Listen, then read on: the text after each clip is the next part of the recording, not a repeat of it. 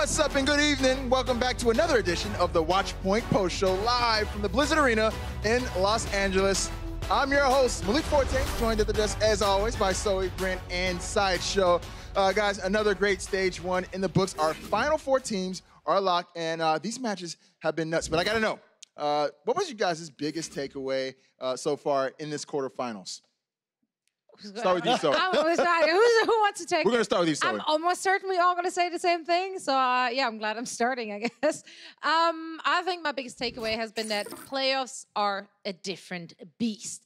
Honestly, it looked like it could have been every team's game. The teams which showed up where we thought they're going to dominate ended up losing, and the other way around. So, you know, it is a very different environment. It's very different for the teams, and it can be anyone's game. That's my takeaway. It's like it's real March Madness or something. Yeah. Yeah, it's kind of wild, honestly. I gotta say, you know, my biggest takeaway was, again, playoffs are a different beast. Oh, get out of here. I've heard that sentence before. Use your brain, Oh my Brennan. goodness. Use your brain. I used my brain. This was the one thought I had coming into this, and it's just stored there. Listen, I've only got one brain trust. If I had two, maybe I could store 2 points. That's the way it works. But unfortunately, this is the only one I've got. But you have a big brain. The only, yes, I've got a big forehead, Malik, but I don't appreciate you pointing that out on broadcast. But that big. the point I wanted to make, I know, I'm playing. Don't worry. Mine's bigger, trust me. I got you beat there. The point I'm trying to make is the exact same as Zoe's. It's the MYXL. Apparently they can still choke. I thought the LW Blue curse was gone, but apparently not. I guess I'll be the only person to give another point there. I think my biggest takeaway from the quarterfinals is that the San Francisco Shock are definitely for real. Like, we all thought that they were the third best team coming into it, but they've genuinely proven it now. They've taken down the third seed in the quarters. Yeah. And although the Titans have made it in theirs and they looked utterly dominant, we already knew that they were incredible. But for the San Francisco Shock, we weren't 100% sure because they had those losses to New York, to Titans. But I think the Shock have got slowly better over the course of this, and now we can really call them a top team, and they could be a team that ends up going on to win it all. It's possible. I think that's the same point we made, to be honest. Playoffs, everyone's different. Exactly the same I point think we you made. pretty much You can just tell Wait a it, you second. can spin it any way you like. Yeah, Wait a second, just though. use different words. I want to kind of follow up on that. Do you credit that to the San Francisco Shock kind of consolidating their lineup? Because at first, they were playing everybody. Yeah, definitely. I think it was really weird watching the San Francisco Shock at the beginning because they tried to rotate in different people. Halfway through, they subbed out Architect and brought in Rascal. Yeah. I think now they've definitely found a roster that works well for them. And as the teams develop more synergy and as they get their calling structure really well, they have been able to just go from leaps and bounds, more and more improvements. And they stopped messing around with more DPS-heavy compositions as well. You don't really see them on Basan running Smurf, running Striker, trying to play those DPS-heavy comps. They've just picked something they're really good at, and they know that they can win with it. Right, got all their comfort picks in there. All right, so being that the playoffs are a different beast, as we heard multiple times here at the desk, we're doing things a little differently for the Twitch Q&A today, and you won't want to miss it. Wolf, who's going to be here, he has some surprises up his sleeve, and that Q&A is only available with the Overwatch League All Access Pass live on Twitch right after Watchpoint. But all right, now that we've got all the housekeeping out of the way, let's get straight into the action. Our first matchup of the day was a rematch from week 1.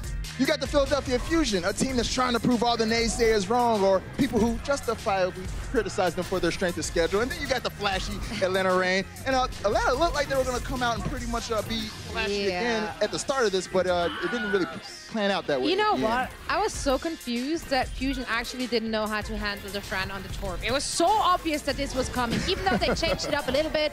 I think Erster was on Hanzo last time they had that composition. Now it was a little more bunkery, but it worked so well that they went 100-0 on that round. That was a bit surprising to me, honestly. Yeah, it's almost like their speciality now, isn't it? It's a shame they can't run Torb on every map. I guess they could. The France tried it before, but it didn't work out too well. Yeah, I mean, if they'd run Torb on every map, they would have lost, but then they lost anyway, so maybe they should have run Torb on every map. You never know. I think my takeaway from this as well is that the Philadelphia Fusion, I think we weren't really sure whether they were wildly inconsistent because Boombox was out of the lineup or because they are just a wildly inconsistent team. We saw them last season. They are an inconsistent team. They can occasionally get a bit tilted or not be in the right state of mind, and they can underperform a little. Now, even when Boombox came back into the lineup in the middle of this run in stage 1, they didn't look great when they played against Injustice, but this version of Philadelphia Fusion looked pretty good, honestly. They still don't like to disengage. They like to play very aggressive when Sadow's on Rhine, and I think that will be punished by the better teams. But their Winston Goats is nothing to sniff at. They are really, really good at that composition. Which coaching staff was it that said that they had a trash Winston Goats? Which was that again? And I don't think it was a trash Winston 3-3. sorry. So it was just trash 3-3? Yeah. Who was that? That would be Dallas Fuel. Okay, that's a little call out right there. Okay. Yeah. Wow, Dallas Josh Fuel. Savage can't let anything go. This was class, though. Look at this. Neptune, like, this is what I like about Neptune, or just this entire squad in general. They got so much personality on the Philadelphia Future. Yeah. Like, in terms of their individual players. Like, Neptune, he's a little bit cocky, he's a little bit arrogant. He'll just go for the backcap play because he knows that the team will be dumb enough to just press into them. Yeah. You know? He takes advantage of opportunities when he sees them. I do like this about the Philadelphia Fusion. I'm looking forward to actually stage 2 and watching this team even further forward, actually. And we may see a few damage dealer DPS heroes being played. Talking about their mentality as well, I think the Atlanta Reign, you've got to say, looked a little tilted over the course of this map. Yeah. Their comms showed it as well. They were not in a great state of mind as this went further on. And they've got as a team, this was an issue that we tried to identify a little throughout stage 1. And it could be an issue for them forwards. Yeah, what do you guys think about the good Brigitte play in this match? Because I feel like a lot of times we don't see how much Brigitte can impact the match, but in this one, he kind of did.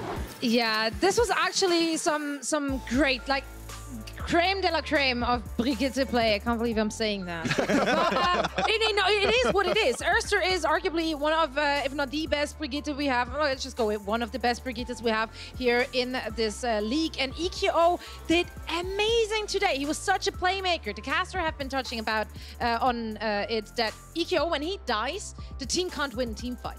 I think they won 1 out of, what, almost 40 or something? Yeah, 1 out of 35. Yeah, like I said, out of 40, basically. Running up here. But yeah, that just goes to show what a huge impact EQO has. He's setting up those plays with his stunts, with his positioning. And he's just an incredible good player, not just because of how he plays the Brigitte, it's also the communication, which is all like tying into this. Yeah, and I got to say as well, that's a perfectly valid point, honestly, because Thank it you. hits the nail on the head with with EQO being the vocal leader for this team. This guy, I put out a tweet, kind of, just bigging this boy up, much to the dismay of his team, saying EQO, I think, is one of the most intelligent players in the league. And I still think this stands today. We listen to the comms of this team. Yeah. EQO is leading these guys, in almost every single engagement. He's talking about win conditions, giving them the strategy for it as well. He's a natural-born leader. He sounded a bit like a military leader, actually, in one of the sounds that we were listening to, where he was like, if you commit, like, I can't remember. Die for the cause. Die for the cause. Which is incredibly military, isn't it? It's like a military leader. But he is a very smart player. I mean, we've talked to him a lot. He's got more brain power in one wrinkle of that little cranium than Brent's got in his entire skull. It's so true. It really it's is. so true. Yeah, every time I player. chat with him, I'm always like blessed. He enlightens me with his knowledge every single time. I feel like that about On Point last year when I talked to him. I was like, this guy, man, he's just a full of knowledge. Full of knowledge. Well, he's going to be beaming after he listens to this. I'll tell you that for free. He's going to be loving Yeah, let's stop. We're making his head big. Yeah, We need to exactly. slow down with this. All right, guys. Well, we've got a lot more coming your way, including the last quarterfinal matchup of Stage 1. Don't go anywhere. This is the Watchpoint Post Show. The Overwatch League is brought to you by T-Mobile. High ground or low ground, T-Mobile has you covered.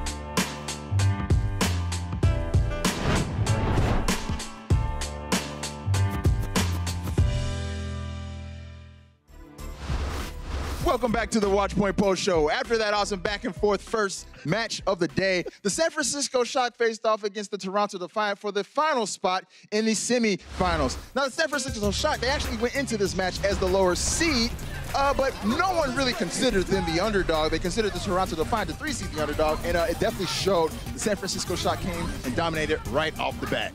They absolutely did. I think this was a fantastic showing from Shock. As I said earlier, they've really proven themselves as a top team. But I don't think the Defiant should be feeling too sorry for themselves or feeling like they underperformed in this match massively. They weren't able to keep up with the pace of the game, but they weren't playing horribly. And I think they have outperformed all expectations for stage 1 already as well. Yeah. A lot of people, I mean, I think at the start of the season, you know, people are sleeping on this roster being put together. There's a lot of talent packed into it, you know. It's been well known that this team went with a kind of statistical method of being built. So I think they can reflect on this. I mean, they've collected a lot of wins over the course of this stage 1. They certainly have. Like, you can be very pleased with this performance. I mean, look at Valiant, 0-7. Hate to rub it in, Valiant fans, but like, here you are. Like, here I am, rubbing it in. Toronto, they're not doing too bad, you know, when it comes to that. They've won a decent amount of the season. I think we just don't talk about them as much because they're not flashy. We keep on hacking onto it. It's like it's not an exciting like firework kind of explosion thing, but they get the job done, and that is all that matters. Delicious like the sunny water, but you know, nothing flashy like it. You know, nothing flashy like a smooth Coca-Cola.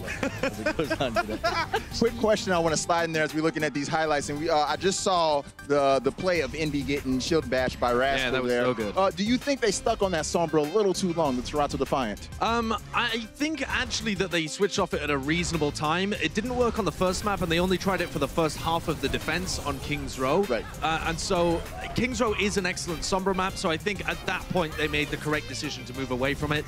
I think a larger issue for the Toronto Defiant here was that they weren't able to match when it just came down to the default triple tank, triple support. Because it's fine to throw in that Sombra and it not work, but there has to be something you can go back to and still be able to play up to the other team. And although Defiant are a very good team overall, like so he's saying, they're not the clutchest, they're not the most flashy, they don't really have someone who's gonna win it for them in these tight moments, and it turns out that Shock actually can play just as well as the Defiant, and then also has the star talents of Sinatra, of Super, of Choi Obin and Moth, who are both performing really well throughout the course of this game. So I think Shock really did a great performance here. Good group of lads. Yeah, they look strong. They look strong. It's crazy because I think the Defiant, they play against anybody else with this performance they put up today. Possible W for them. Yeah. Maybe. They didn't play too badly, for sure. Right. All right, well, Zoe, when we had Super on the show yesterday, he seemed pretty confident, and, you know, we can see why based off of what we saw here. Oh, man, yeah, those numbers are going to hurt a little bit. Yakpong really has been shut down in every single possible way you can be shut down.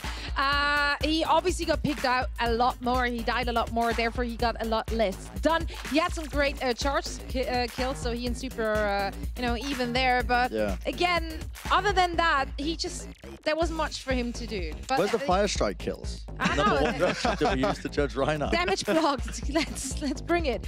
Oh, our super fan in here is not watching. That's unfortunate. But Tyler, we're pointing at reinforce right now. I think Super is the most underrated player at the moment in the league, actually. Really? I actually don't think he's underrated at all. We're hyping him up every single time. Sure, but I think the tide has turned at this point. But I think over the course of the entirety of stage 1, a lot of the fans think of the San Francisco Shock as like beasts with Super on main tank. And they think of it as like 5 gods plus Super is the way that he's described it as well. But I actually think if you think about where the top 5 main tanks are in the league at the moment, Super's definitely in that top 5. Oh, for sure, without a shadow of a doubt, I would say. I and agree. He's able to go toe-to-toe with the best. You need to be careful, though, again. If he gets a bit of a head on him, who knows?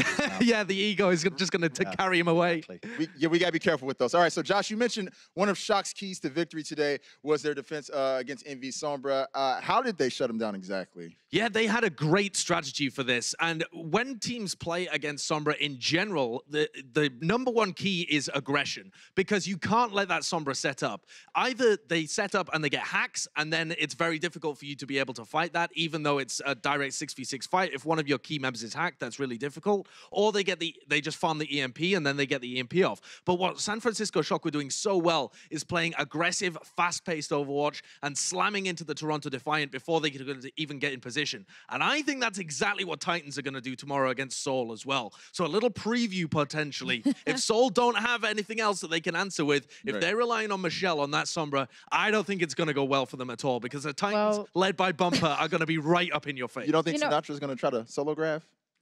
I don't think so. I think it's quite unlikely. I'm waiting for them to Lucio speed boost the Sombra into the backline. No one will see it coming. Cheat to Lucio, what appears to the enemy as a lone Lucio speed boost. What is he doing? Actually, he's escorting the Sombra. That would actually speed be cool. boost the Sombra for. Just gotta be quicker than Bumper. Like, that's all you need to do. It's hard. Well, our 4 semifinals teams are set, and one thing they all have in common is a strong grasp of the current 3-3 meta, triple tank, triple support. You hear us say it all the time, but what does it really mean? Uber was kind enough to break it down for us.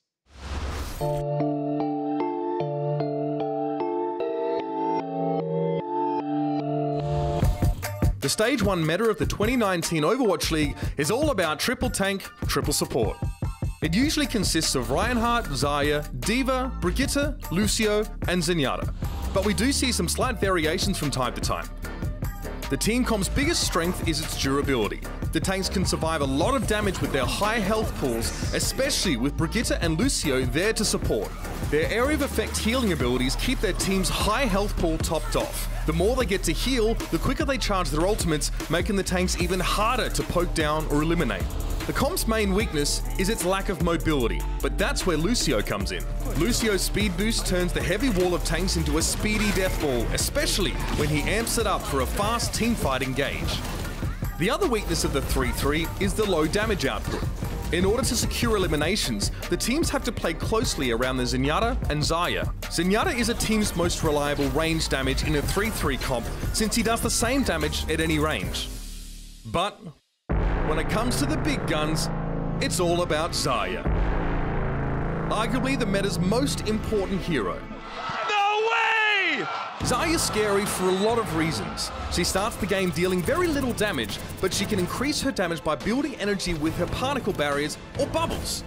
If a Zarya can absorb enough enemy damage with her bubbles in a single life to get to 100%, she can shred anyone in the game.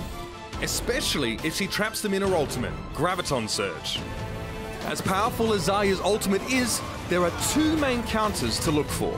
First is Zenyatta's Transcendence. His ultimate heals his teammates at a massive 300 health per second, making it very hard for the enemy to burst anyone down. The true counter to Zarya's Graviton Surge is D.Va's Defense Matrix. D.Va can absorb any enemy projectile in the game, including Graviton Surge. This tank-heavy meta can produce some long, drawn-out fights, so it's all about patient positioning and teamwork. The team that finds the first elimination in a fight wins 81% of the time, so expect the players to punish the first positioning mistake they can spot. To win these fights, teams need to play around their Zarya to help her build energy, and when that Graviton Surge finally hits, commit to the fight with zero hesitation. Oh my! Oh my! What a play! What a grab! Tosses in the grab. They're gonna make it work. The Overwatch League is powered by Intel. Game, record, stream without compromise on Intel Core i7. And by Omen by HP, the official PC and display of the Overwatch League.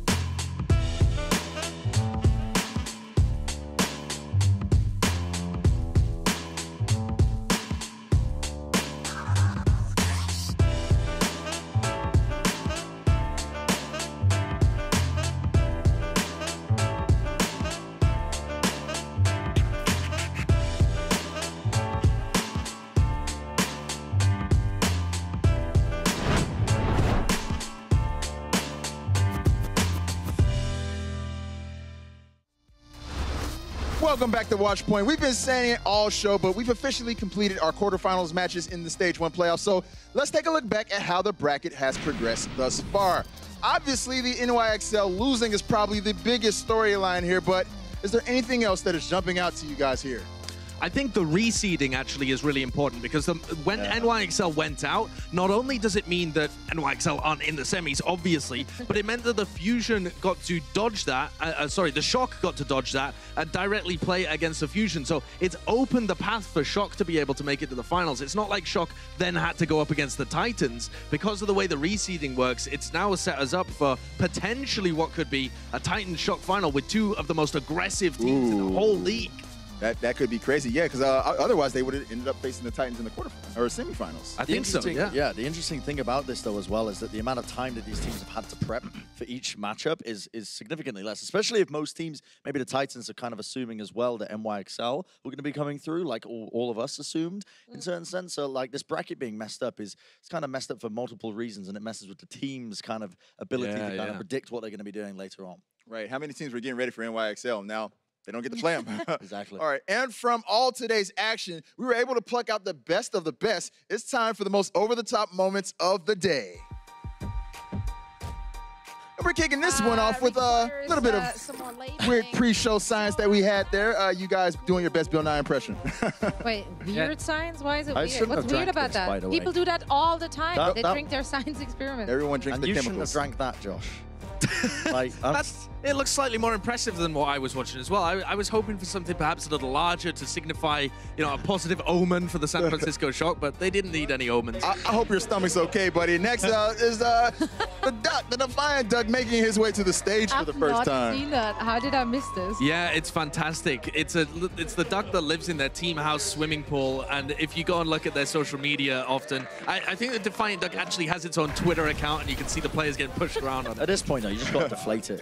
It's just a bad omen again. Hey, can we talk about how good Moth was today? He gets our number 3 over-the-top moment with that the crazy boots he had today. He had plenty, but this one makes the cut. I like it. It's We hard talk to- so little about Moth, honestly. Yeah, like he yeah. kind of disappears within like the star power of that team, Yeah. but he's the silent guy in the back. Yeah, a bit like Slime for the Titans as well. They're both Yeah. so good. Yeah, yeah. Oh, we can't forget about this sneaky back cat by Neptuno to win the game. What was going on here? I think this Yeah. was an absolute Look at this. mental boom from Atlanta Reign, I big think. booms. I don't know about giving the credit to Carpe, honestly, here. I think Atlanta need to be maybe looking at the point occasionally whenever they realize there's only one tick left. And at the top, you cannot understate how clutch Boombox was today, how important he's been to the Philadelphia Fusion. He came through today for them.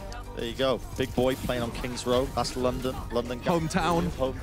He's got that home advantage. Home advantage. Come Is that on. what happened? Clutching it big Yo, time, but isn't it? we have to say, right? Like Fusion, every single player there is just the biggest clutch potential ever. Yes. Yeah, They just always do it. biggest fail potential ever sometimes as well, but yeah. But the clutch, the clutch. Josh, Super the clutch.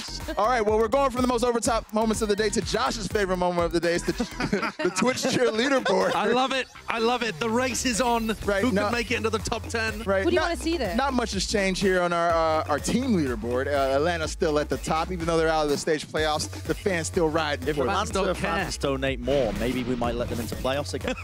No, you never know. Maybe. And here goes our individual leaderboard. Number 10 is still number 10. Yeah, number 10 still My favorite one. Bobby. My boy, my guy. My Actually, guy. No, I haven't actually seen him yet. Yeah. I know he's in the audience, so he's got Right. And yeah, 7 and 8, real tight there. That one's just what, about 1,000, 1,100? Yeah, boy, that's going to be gripping over the course of the Coming next down couple to of the days. wire there, man. Thank you guys so much for the donations. We really appreciate all the donations. We love when the people come out and support. And guys, don't go anywhere. The Watchpoint Post Show will return right after the break.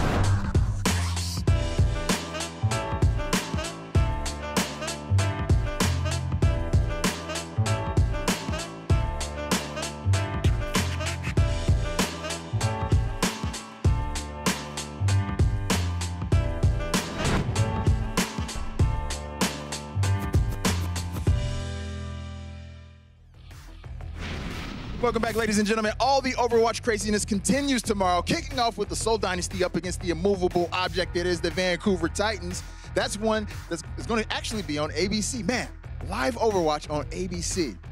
We made it. We're not local anymore. We're major, Pretty baby. significant. We are major. And then, of course, we wrap up the day with the Philadelphia Fusion taking on the San Francisco Shock.